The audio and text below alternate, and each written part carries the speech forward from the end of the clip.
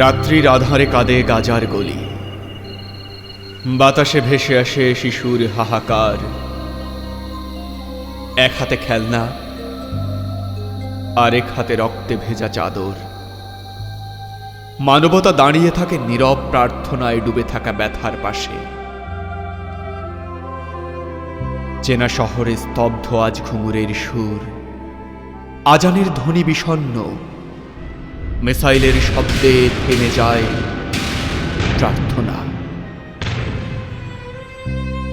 একজোড়া চোখ, একটি ইহুদি আর একটি ফিলিস্তিনি। দুটোতেই ভয়, দুটোতেই স্বপ্নের মৃত্যু।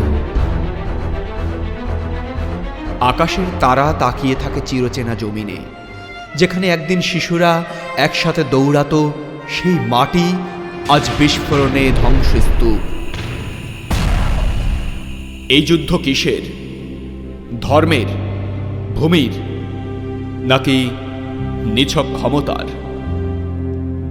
পৃথিবী কি এতটাই অন্ধ যে মৃত শিশু আর মৃত নেতার পার্থক্য ভুলে যায়?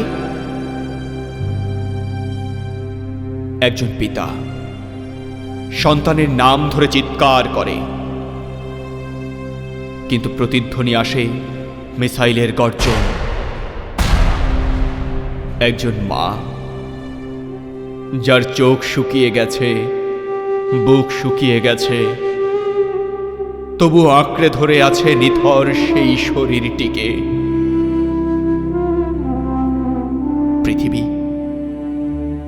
পৃথিবী তুই কি কাঁদিস, নাকি অভ্যস্ত হয়ে গেছিস এই রক্তের স্রোতের? যদি তুই কাঁদিস তবে আওয়াজ তোল, কারণ কারণ ওরা মরছে মানুষের মতো, আর আমরা বেঁচে আছি জগদ্দল পাথরের মতো। পৃথিবী, তুই যদি কাঁদিস তবে একবার আওয়াজ তোল।